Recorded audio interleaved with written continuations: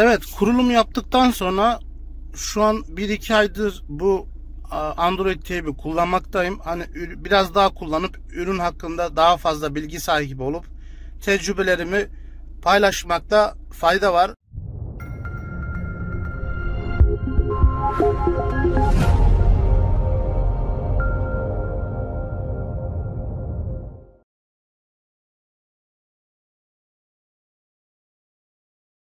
Şimdi öncelikle şu teybi sökmemiz gerekiyor. Şimdi gelin bu işlemi devam edelim. Öncelikle şu torpido gözünü çıkarmamız gerekiyor. Teybin vidası şurada arkadaşlar. Gördüğünüz gibi şu karşıdaki vidayı sökmemiz gerekiyor. Şimdi onu sökeceğiz. Söküyoruz. Aynı vida karşısından şunu söküyorsunuz. Burayı söktükten sonra oradan söktüm. Şöyle vida elimde. Şimdi şu teybi buradan komple çıkartacağız. Evet, bu plastikler pek bir işe yaramadı açıkçası. Şununla çıkardım. Şununla şöyle biraz aşağı doğru eğdirdikten sonra bu teybi buradan çıkartıyoruz.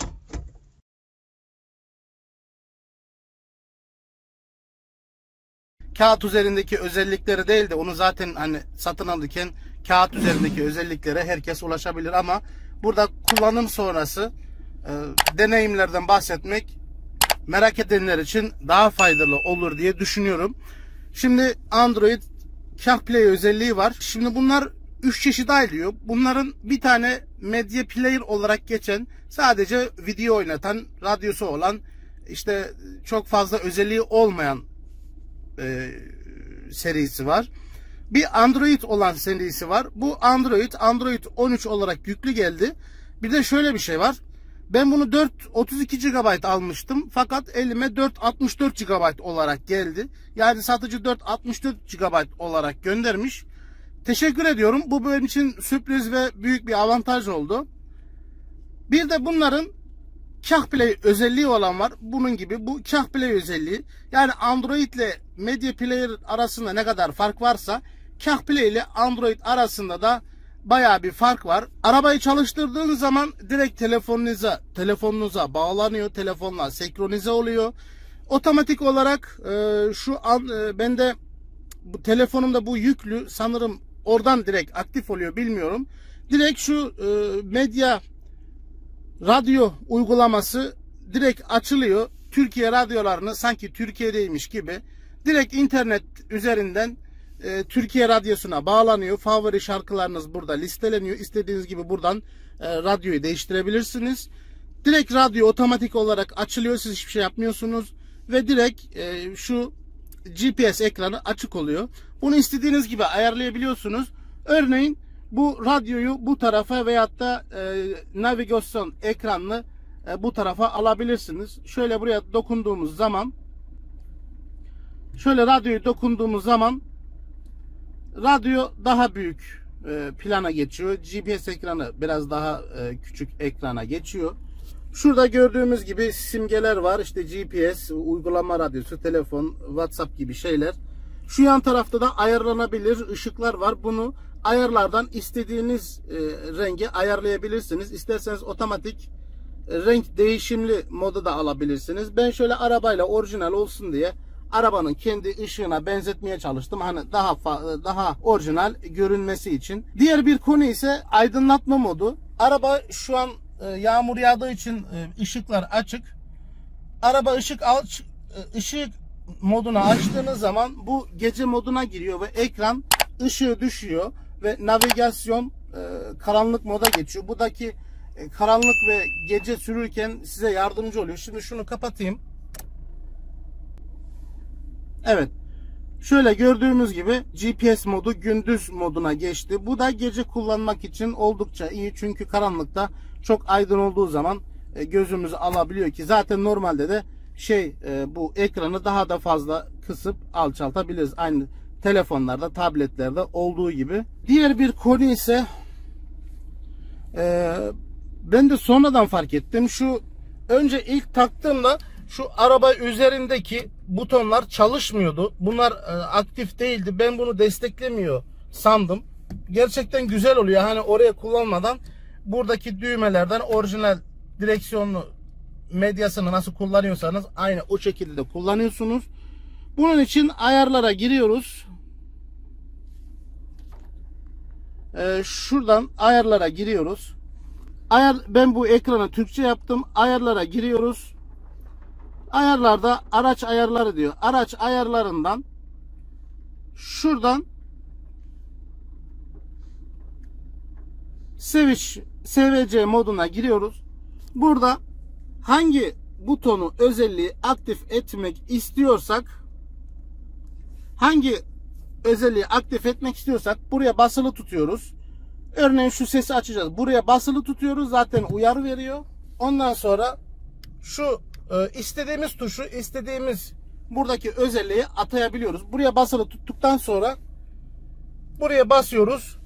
Tuşumuz da atanmış oluyor. Ben şu anda kendi istediğim gibi, yani orijinalde olduğu gibi buradan ses kısma, yükseltme, medya değişimi, buradan da ses kısmayı aktif ettim. Şunu henüz ayarlamadım sanırım. Bunu boş bıraktım.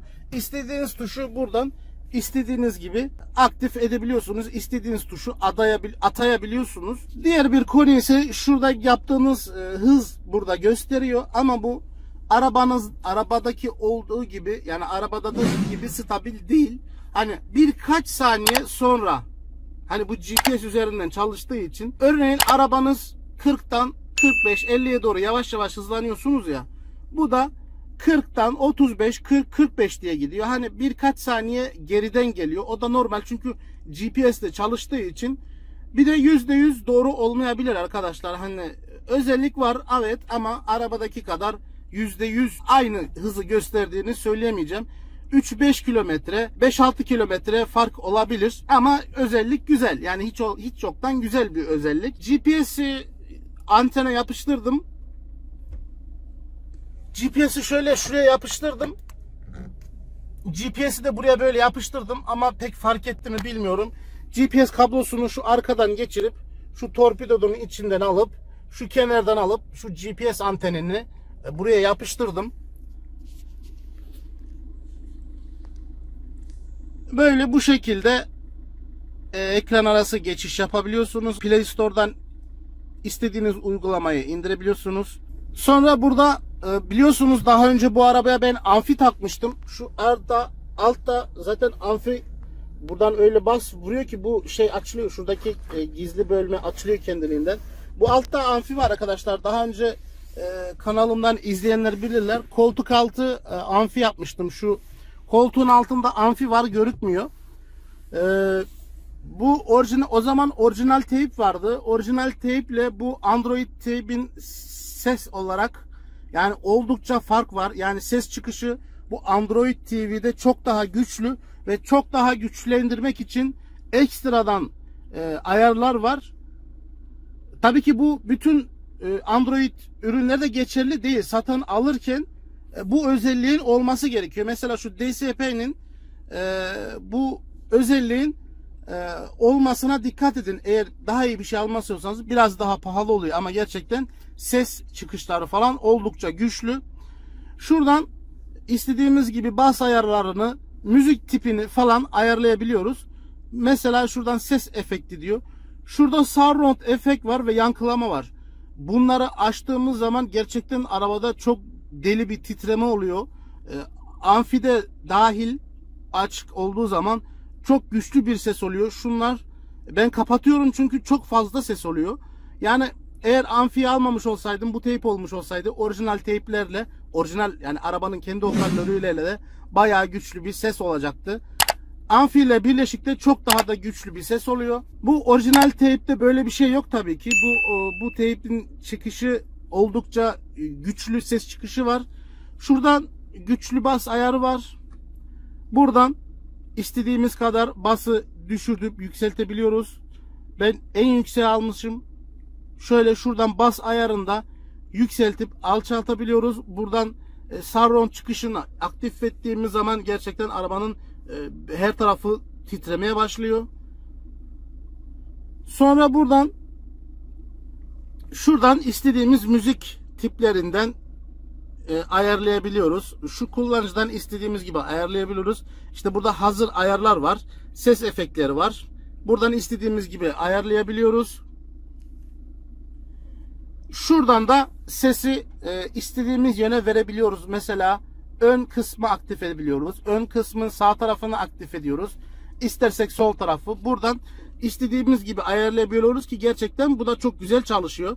Yani bunu imleci ne tarafa çekerseniz ses oradan geliyor.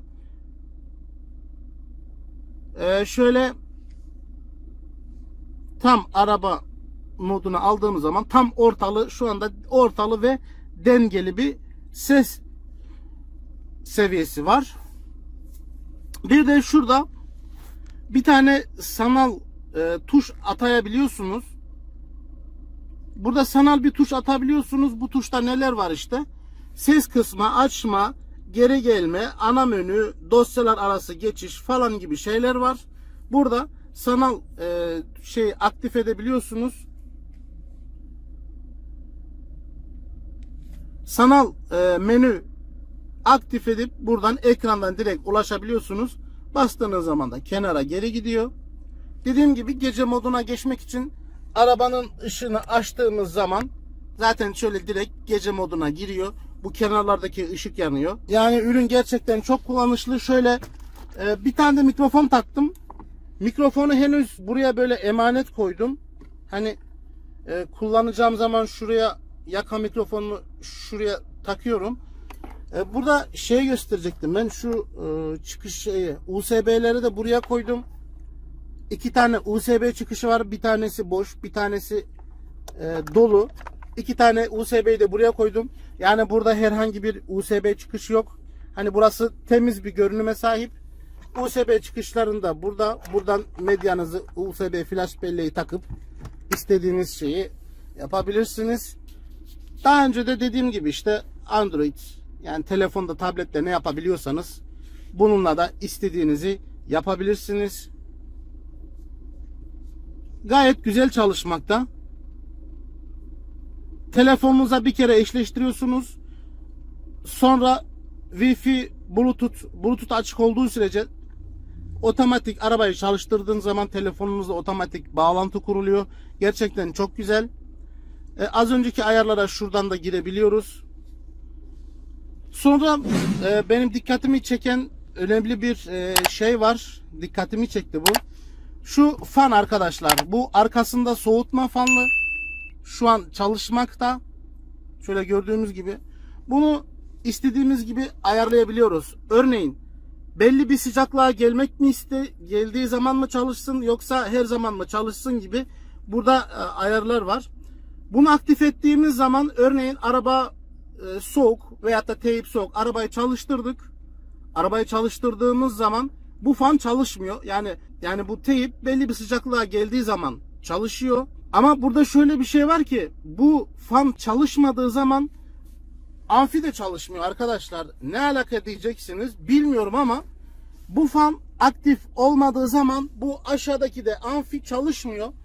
Onun için bu amfinin çalışması için bu fanın sürekli açık kalması gerekiyor. Bir zararı yok. Herhangi bir zararı yok. Ama soğuk sabahları 0-5-10 derece, 10 demeyeyim de 0-5 derece, 6-7 derecede falan soğuk olduğu zaman fan birkaç saniye ses yapıyor. Sanırım soğuk olduğundan mıdır nedir bilmiyorum. 5-10 saniye fandan soğuk olduğu zaman araba ses geliyor. Şu anda tabletin yani cihazın sıcaklığını görmüş oluyoruz. Şu anda 52 derecede. Fan şu anda sabit. Dediğim gibi fan kapalı olduğu zaman amfi de çalışmıyor. Bunu söylemek istedim. Bunu tesadüf keşfettim. Yani amfi çalışıyordu, çalışmıyordu. Ben dedim ne oldu, amfi çalışıyordu, sorun ne falan. Kurcalarken, ayarlardan falan kurcalarken bu şeyi aktif ettiğimi düşündüm. Acaba dedim ben bu fanı otomatik ayar almıştım. Acaba kapanıp açıldıkça mı amfiyi etkiliyor? Gerçekten de öyle. Bu fan çalışmasa amfi de çalışmıyor. Hani bu fan kapalı olduğu zaman amfiye elektrik göndermiyor. Açıkçası bu yani. Fan kapalı olduğu zaman amfiye de elektrik gitmemiş oluyor. Şöyle buradan diyelim ana menüye geldik. Telefon şeye mi gireceğiz? Şuraya bastığımız zaman, şuna bastığımız zaman direkt şu Kah Play menüsüne ulaşıyoruz. Şu GPS'e bastığımız zaman yer değiştiriyor.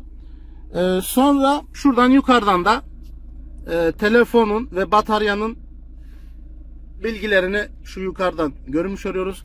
Arama geldiği zaman direkt burada ekranda belirtiyor zaten. Buradan cevap verebiliyorsunuz. Buradan radyo, ses, bluetooth falan. Şuradan telefonla sadece bluetooth paylaşmak istiyorsanız, müzik paylaşmak istiyorsunuz, Kah Play bağlı değilken buraya bastığınız zaman telefondaki medyayı burada dinleyebiliyorsunuz.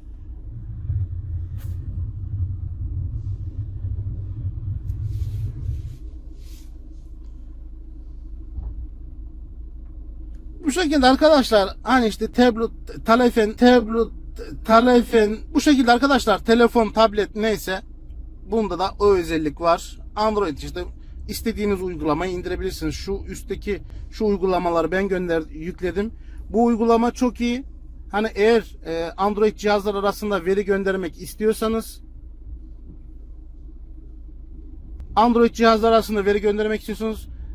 Sendfile TV diye de şöyle bir uygulama var. Yüksek boyutlu dosyaları çok hızlı bir şekilde cihazlar arasında göndermek için çok büyük işe yarıyor. Bunu ben Android TV'de de kullanıyorum. Yani televizyonda da kullanıyorum. Bu şekilde arkadaşlar 1-2 ay sonra kullandıktan sonra bunun hakkında görüşlerimi, gördüklerimi sizinle paylaşmak istedim. Ürün gerçekten çok güzel. Hani arabaya farklı bir şey katıyor. Bayağı arabanın görünümünü bayağı bir değiştiriyor. Bu şekilde arkadaşlar, ürün linkini video açıklama kısmında paylaşırım. Bu daha önce koltuk altı bas yapmıştım. Onun da bu hoparlörün de videosunu kanalımda izleyebilirsiniz. Videoyu beğenirseniz lütfen like atmayı, kanalıma abone olmayı unutmayın. Bir dahaki videoda görüşmek üzere. İyi günler.